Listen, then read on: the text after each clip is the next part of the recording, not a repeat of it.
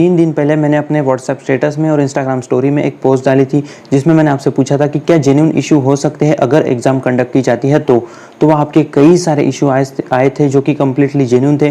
तो उसी पर जो है आज की वीडियो आपको देखने मिलने वाली है। जो सारे जेन्युइन इशू है आपके मतलब बहुत ज़्यादा आए थे, वहाँ पर 30 to 40 जो है इशू बताए गए थे। उसमें से जो मेन कुछ इशू थे वो मैंने निकाल कर यहाँ पर आपको बताने की कोशिश की है। तो अगर आप एग्री होते हो, आपको भी लगता है कि ये बिल्कुल जेन्युइन इशू है, तो वीडियो को जितना ज़्यादा हो सके शेयर ज़रूर कीजिएगा। बट सबसे पहले वीडियो को स्टार्ट करने से पहले हम कुछ स्टैट देख लेंगे कि क्या कंडीशन अभी फ़िलहाल इंडिया में चल रही है।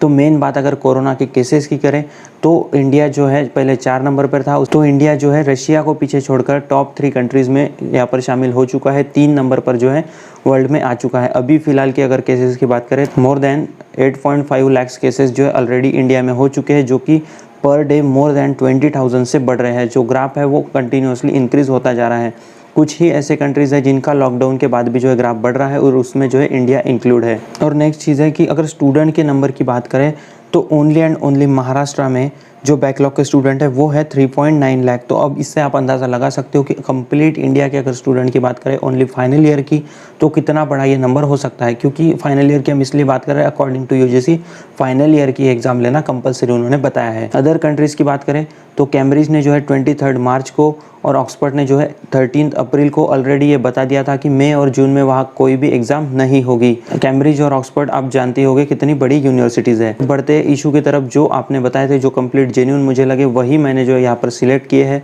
अगर इसके अलावा आपको और कोई लगते हैं तो आप कमेंट में या फिर यहाँ व्हाट्सएप नंबर दिख रहा होगा वहाँ पर मुझे सेंड कर सकते हो।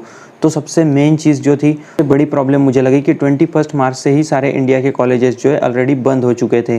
तो यहाँ पर जो 21 मार्च है उसके बाद जो है एजुकेशन चल रहा था वो only and only online basis पे चल रहा था। अब ऑनलाइन बेसिस पे कैसे लेक्चर हुए और कैसे कितना आपको उसमें से समझा वो आप और हम या फिर सभी कम्प्लीटली जानते ही हैं। क्योंकि वहाँ कई बार वॉइस की प्रॉब्लम हो रही थी या फिर कई बार नेटवर्क इशू था, कई लोग वो अटेंड ही नहीं कर पाए थे ड्यू टू इंटरनेट कनेक्टिविटी।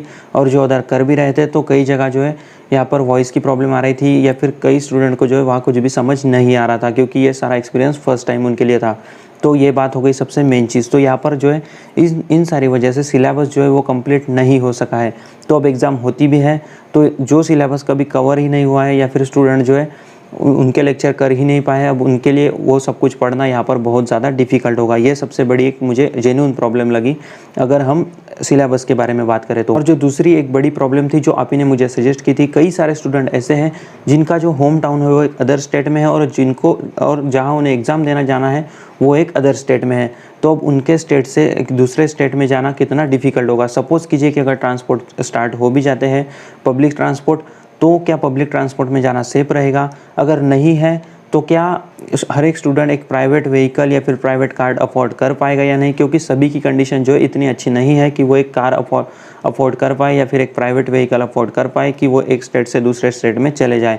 और सपोज़ कीजिए अगर वो दूसरे स्टेट में पहुंच भी जाते हैं तो अब आप ही ने मुझे बताया था, अब मैं वो कुछ कॉलेजेस के नाम नहीं लूँगा, बट आप ही ने मुझे कुछ कॉलेजेस के नाम बताए थे जहाँ जो है हॉस्टल फैसिलिटी भी नहीं है। तो ऐसी जगह पे क्या स्टूडेंट को जो एक रेंट पर रूम मिलेगा? मिल भी गया तो जहाँ कहीं वो रहेगा तो उसका जो ओनर होगा या फिर जो रेंट ओनर जो उस मकान का ओनर होगा वो कितना डरेगा कि मैं ऐसे स्टूडेंट को रख रहा हूँ जो एक अदर स्टेट से आया है और बीच में जो है कई सारे लोगों के साथ उसका कॉन्टैक्ट भी आया था। तो उसे भी डर लगेगा, साथ ही साथ स्टूडेंट को भी वहाँ रहने में थोड़ी हिचकिचाहट होगी। तो ये भी एक बड़ा इशू यहाँ पर बन के आता है जो मुझे आप ही ने सजेस्ट किया। जो थर्ड बिग इशू यहाँ पर आता है, क्या हर एक की टेस्टिंग एग्जामिनेशन सेंटर पर होगी? क्योंकि अकॉर्डिंग टू यूजीसी ने ये बताया था कि जो है हम सभी को जो है हैंड ग्लोव्स देके जो गेट है वहाँ पर सैनिटाइज़र रखा जाएगा, साथ ही साथ थर्मल स्कैनिंग होगी। तो सपोज़ कीजिए थर्मल स्कैनिंग हो भी रही है, बट जो स्टैट निकल के आते हैं उसमें यह बताया गया है कि 70% ऑफ द केसेस इंडिया में ऐसे हैं जो कि सिम्टम्स लेस है। यानी अगर सभी की जो है यहाँ पर थर्मल स्कैनिंग होती भी है तो जो है 70% केसेस ऐसे हैं जो कोई भी सिम्टम्स यहाँ पर कोविड के नहीं बताते हैं।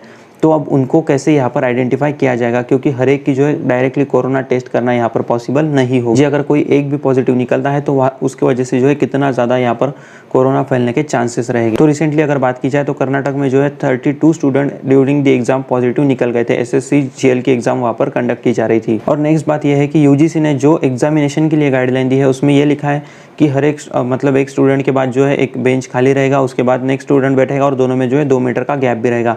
बट अकॉर्डिंग टू WHO जो कोरोना वायरस है वो एयर से भी जो है फैल सकता है। तो अगर वो एयर से फैलता है तो 8 मीटर तक की जो है वो यहाँ पर फैल सकता है। तो सपोज़ कीजिए अगर ड्यूरिंग द एग्ज़ाम कोई स्टूडेंट खांसता है, छींकता है, उसने मास्क पहना भी है, बट हर एक स्टूडेंट जो है वो N95 या फिर ट्रिपल लेयर मास्क की पहन के नहीं आएगा। अगर पहन के आता भी है तो क्या वो 3 घंटे तक कंटिन्यूअसली मास्क पहन के वहाँ पर रह सकता है? तो अगर नहीं रह सकता, तो अगर कोई भी खांसता छींकता है तो कंप्लीट जो एग्जामिनेशन हॉल है वहाँ पर जो है वायरस फैल सकता है। तो अब इससे कितना खतरा यहाँ पर हो सकता है वो आप ही सोच सकते हो। अब नेक्स्ट बिग इशू जो है कि यूजीसी ने बोला है कि सितंबर एंड तक की सारी फाइनल ईयर एग्ज़ाम यूनिवर्सिटी को कंडक्ट करनी होगी। तो अब सितंबर में ही अगर एग्ज़ाम होती है तो उसके बाद वो पेपर चेकिंग कब होगी और रिज़ल्ट कब आएगा? तो इसमें अक्टूबर कम से कम 1 महीना तो 20-25 दिन या फिर 30 डेज़ यानी कि 1 मंथ तो लग ही जाएगा। तो सपोज़ कीजिए अक्टूबर में भी अगर रिज़ल्ट आता है तो अब उसके बाद नेक्स्ट जिन्हें पीजी के लिए जाना है या फिर आगे कहीं एजुकेशन के लिए एडमिशन लेना है तो वो कब लेंगे, जो एंट्रेंस है वो कब होगी, और उसके बाद जिन्हें जॉब करना था उनके तो मतलब कंप्लीट 3 या फिर 4 मंथ जो है कंप्लीट वेस्ट हो रहे हैं। क्योंकि ऑलरेडी जो है ये जो मंथ चल रहा है अभी तक के सारे रिजल्ट जो है जब नॉर्मल सिचुएशन होती है तो लग जाते हैं, और जिन्हें जो कुछ आगे करना है वो कर मतलब वहाँ पर अगर किसी एडमिशन लेना है तो एडमिशन ले लेता है, और जिस किसी को यहाँ पर जॉब करनी होती है वो भी जॉब कर सकता है। अब इसमें सबसे ज़्यादा प्रॉब्लम आ रही है ऐसे स्टूडेंट को जिनकी फाइनेंशियल कंडीशन अच्छी नहीं है, वो बस यही वेट कर रहे थे कि कब हम पास आउट होंगे, डिग्री हमारे हाथ में आएगी और हम जो एक अच्छा सा जॉब करेंगे। तो ऐसे स्टूडेंट को जो है यहाँ बहुत ज़्यादा फाइनेंशियल क्राइसिस का जो है सामना करना पड़ रहा है, क्योंकि ना ही वो जॉब कर पा रहे हैं और ना ही अभी तक उनके हाथ में जो है डिग्री उनकी आई है। और देखने वाली बात इसमें ये भी है कि सितंबर तक के भी अगर केसेस ऐसे ही बढ़ते रहे, क्योंकि कई सारे जो एजेंसीज़ है उन्होंने ऑलरेडी प्रेडिक्ट किया है कि जो है केसेस इतने होंगे उतने होंगे, एक बहुत बड़ा हाई नंबर उन्होंने जो है यहाँ पर बताया है। तो अगर तब भी केसेस बढ़े तो क्या सितंबर के बाद भी एग्ज़ाम पोस्टपोन होगी नवंबर दिसंबर तक, या फिर नेक्स्ट ईयर तक के भी क्या पोस्टपोन की जाएगी? क्योंकि जो हमारे जूनियर्स थे यानी कि जो अभी 3rd ईयर में स्टूडेंट थे वो उनके जो है फाइनल ईयर के यहाँ पर ऑनलाइन वगैरह क्लासेस स्टार्ट हो गए, तो क्या हमें साथ में ही एग्ज़ाम देनी पड़ेगी? क्योंकि इतना लेट यहाँ पर हो जाएगा। ऑलरेडी जो है यहाँ पर 3 या 4 मंथ हम लेट चल रहे हैं, और इसके आगे भी अगर लेट किया जाए तो बहुत मतलब कंप्लीट एक ईयर जो स्टूडेंट का वेस्ट हो जाएगा। ना उस ईयर में वो जॉब कर पाएंगे और ना ही उनके हाथ में डिग्री आएगी। तो ये एक बहुत बड़ा इशू है कि अगर सितंबर तक के भी जो है कंप्लीट कोरोना ख़त्म नहीं हुआ, अकॉर्डिंग टू अगर आप ग्राफ देख पा रहे होगे तो ग्राफ जो है बढ़ता ही जा रहा है, 20,000 प्लस केसेस जो है डेली मिल ही रहे हैं। तो अब आप इस पे से प्रेडिक्शन लगा सकते हो, तो क्या आप तब भी एग्ज़ाम पोस्टपोन होगी? ये जो है सबसे बड़ा इशू है। और इंडिया में भी जो है कई सारे स्टेट ऑलरेडी अपनी एग्ज़ाम जो है कैंसिल कर चुके थे, जिनकी लिस्ट आप देख पा रहे होगे, बट वो अभी भी जो है यूजीसी की गाइडलाइन आने के बाद भी जो है गाइडलाइन को कम्प्लीटली अपोज कर रहे हैं और ये बोल रहे हैं कि हम एग्ज़ाम कंडक्ट करने की इस कंडीशन में है ही नहीं। फिर भी जो है यूजीसी ने जो गाइडलाइन दी है वो एक गाइडलाइन नहीं बल्कि डायरेक्टली कंपलसरी उन्होंने बोला है हर एक यूनिवर्सिटी को तो कि एग्ज़ाम लेनी ही लेनी है। तो ऐसे में एग्ज़ाम कंडक्ट करने वाला है स्टेट, बट स्टेट ही जो है ये बोल रहा है कि हम एग्ज़ाम कंडक्ट कर ही नहीं सकते। महाराष्ट्र की अगर बात करें तो महाराष्ट्र के जो एजुकेशनल मिनिस्टर है, साथ ही साथ जो चीफ मिनिस्टर है, वो ऑलरेडी जो है बोल चुके थे कि एग्ज़ाम कैंसिल हो चुकी है, प्रमोट कर दिया है, बट यूजीसी ने जो है फिर भी इस तरह की गाइडलाइन दे दी है। फिर भी जो है वो कंप्लीट स्टूडेंट के सपोर्ट में यहाँ अभी तक के खड़े हैं।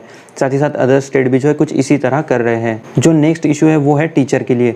सपोज़ कीजिए एक एग्जामिनेशन हॉल में अगर 20 स्टूडेंट भी यहाँ पर बैठा ले जाते हैं तो 20 में से 8 से 10 स्टूडेंट ऐसे रहेंगे कि जो ऐसे एरिया से बिलोंग करते हैं जहाँ पर कोरोना के केसेस बहुत ज़्यादा है, या फिर जो अदर स्टेट में से आ रहे हैं बहुत ज़्यादा ट्रैवल करके। तो जो कोई टीचर या फिर एग्जामिनर होगा वो कितना डरेगा जब वो पेपर दे रहा है या फिर पेपर कलेक्ट कर रहा है या फिर पेपर पर सिग्नेचर कर रहा है, क्योंकि जो स्टूडेंट है वो कुछ ऐसे मतलब जगह से आए होंगे या फिर इतना ज़्यादा वो ट्रैवल करके आए होंगे, तो उनके मन में भी कंप्लीट 3 आवर या फिर जितने घंटे का पेपर होगा उतनी देर कंप्लीटली डर रहेगा। और उसके बाद भी जब वो अपने घर जाएंगे तो घर पर भी वो मतलब उनको यहाँ पर डर लगा ही रहेगा। तो ये भी एक बड़ा इशू यहाँ पर निकल कर आता है। इशू जो यहाँ पर निकल के आता है अकॉर्डिंग टू यूजीसी गाइडलाइन, तो उन्होंने अपनी जो एग्जामिनेशन की गाइडलाइन जो अलग से एक रिलीज़ की थी उसमें ये लिखा था कि ऐसे स्टूडेंट जिनका टेम्परेचर हाई होगा या फिर जिनको जो है यहाँ पर सर्दी वगैरह होगी तो उनको जो है एग्ज़ाम अभी नहीं दे, मतलब वो अभी एग्ज़ाम नहीं दे सकते, उनको जो एक अलग से चांस हम दे देंगे। तो कुछ ऐसे भी लोग होते हैं जिनका थोड़ा भी अगर क्लाइमेट चेंज हो जाता है तो उनको जो है सर्दी बुखार यहाँ पर होने लगता है। तो जैसे मैंने पहले बात की थी, कुछ ऐसे स्टूडेंट हैं जो अदर स्टेट में से जो है यहाँ पर एग्ज़ाम देने आएंगे, कुछ स्टूडेंट जो है एक डिस्ट्रिक्ट वगैरह चेंज करेंगे तो कंप्लीट क्लाइमेट चेंज हो सकता है।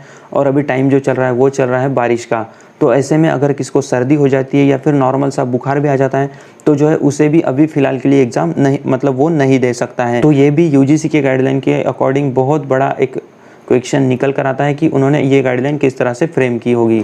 तो ये कुछ इश्यूज़ थे जो कि आप ही ने मुझे सेंड किए थे, तो उस पर जो है मैंने ये डिटेल वीडियो बना दी। अगर आप इस सभी से एग्री करते हो तो आपका यही काम है, जितना ज़्यादा हो सके वीडियो को शेयर करो। आप लाइक करो मत करो, बट वीडियो को शेयर ज़रूर करो। और हो सके तो जितने भी ऑफिशियल्स हैं उन्हें ट्विटर पर टैग करो, फेसबुक पेज पर उनके, यहाँ पर आप शेयर कर सकते हो, फेसबुक पर उन्हें टैग करो, बट वीडियो को सभी के साथ शेयर ज़रूर करो। और आपको लगता है कि इसके अलावा भी और कोई बड़ी प्रॉब्लम आप हो सकती है अगर एग्ज़ाम होते हैं तो यहाँ मेरा व्हाट्सएप नंबर आपको दिख रहा होगा या फिर इंस्टा आईडी दिख रही होगी, वहाँ पर आप मुझे मैसेज कर सकते हो। Thank you for watching this video. दोस्तों वीडियो को शेयर ज़रूर करना।